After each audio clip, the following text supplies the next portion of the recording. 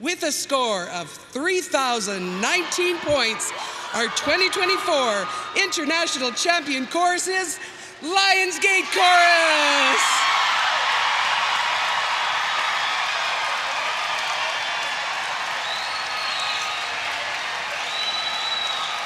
I think every chorus would describe themselves this way, but I don't think that we're unique in that we have a really strong community of people who love each other dearly. We are close friends. We consider each other family. We love to hang out. We love to socialize. And we also clearly love to work hard. Yeah, we just do tons of stuff that is not only singing focused, but life focused. When we were driving to regional convention, when we were having to videotape our regional, we had a conversation in the car and you said, what do you think? I've always thought about doing a nightmare package. And I think that is where it initially just started.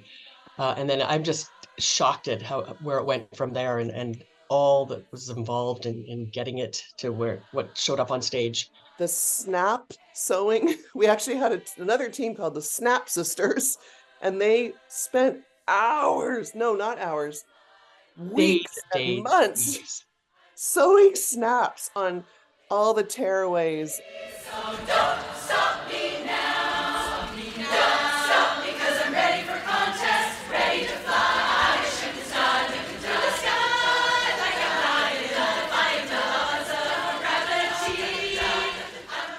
Well, we actually had that song in our repertoire already. We did it for Canada's Got Talent in 2022. And we've had that arrangement in our repertoire for years, but we actually just sort of truncated it for this package and changed a few lyrics. That's a Liz Garnett arrangement. And I don't know if you noticed this, but there was actually a first song that was actually Brahms' Lullaby. We were singing that quietly in the background while the narrator gave her initial speech. So we were singing that while we were sleeping on the risers. But yeah, it was such a fun song to do and work with, and flinging the pillows around, and even as far as you're not throwing them high enough, and we're like, well, we don't want to hit the mics, but it was just fun. It was fun all the way around. And one of the things that we added at the very last, well, just before our sneak preview 2 weeks prior to going, is that Shannon, who stood right beside me during the majority of the choreography, she decided to hit me square in the face with her pillow. Here, this is your contest day, gone oh so wrong. Welcome to your nightmare. Welcome to your nightmare. Oh yeah, this is your contest nightmare.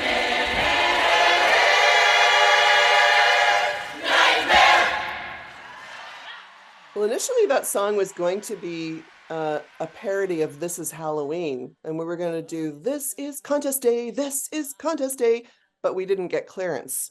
So we had to pivot, I don't know, 6 months ago or so, and we had Melody Hine arrange Welcome to My Nightmare. We knew the direction of the song. We knew that we wanted it to be my subconscious, so we auditioned. We weren't sure if it was going to be a bass voice, so we had the ability, we were working with Melody on this, the ability to rearrange that solo so that it could be in literally any key for who got the part.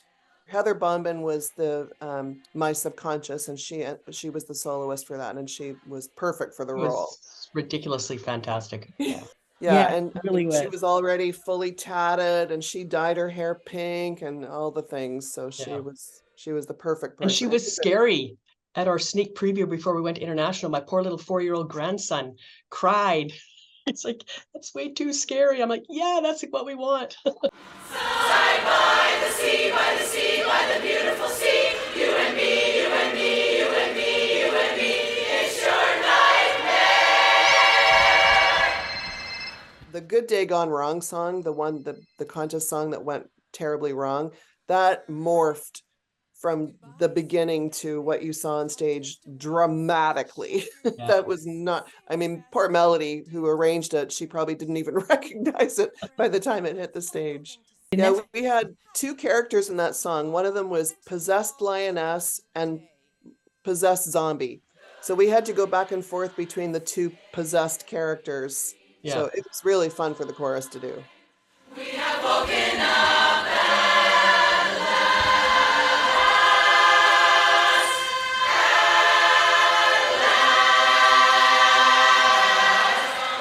We had Clay write an original verse for it so that it made sense in the context of the story. And he knew that he could make more, because it's not much of a song, really, if you listen to the original.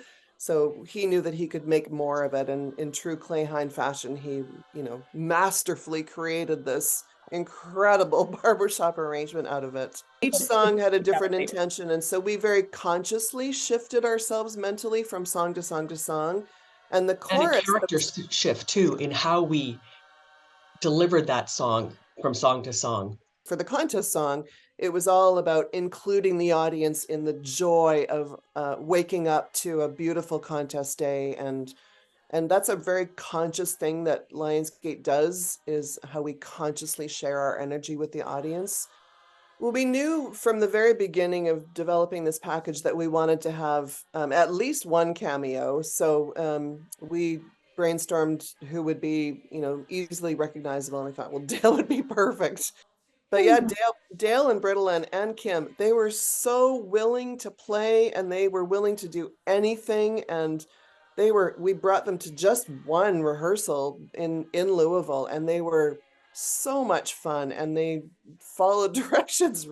It was just so much fun to involve them, and their roles were minimal, but they had a huge impact on the overall performance.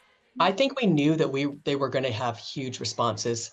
So we actually even tried to figure out, how do we judge what we're doing on stage so that we don't take away from the audience experience?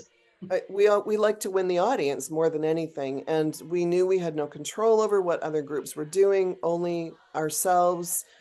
Another big not change, but a further development for Lionsgate this year is that we had a strong sense of belief. So we used the whole idea of, believe that it's possible. We can win. We can be the best chorus in this contest. We just have to keep believing. And we were so close a couple of times. My knees buckled when I heard that. I just couldn't believe it. It's still shocking to me. I have to remind myself and look at my medal from time to time. Oh yeah, I really am a champion. Up until literally the day of the finals, our acceptance song was going to be a song that we learned during COVID called I Believe. The morning of the finals, we decided to do The Impossible Dream, should the impossible dream become the possible dream. But one thing that made that performance so unique is that when I turn around at the, choreographed moment on the This Is Our Quest to Follow That Star, we got a standing ovation from the audience in the middle of the song. And I've never seen that in my life, to have a standing ovation in the middle of a song. It was one of the most powerful, emotional things I've ever experienced on stage. It might be the most powerful thing I've ever experienced on stage, actually.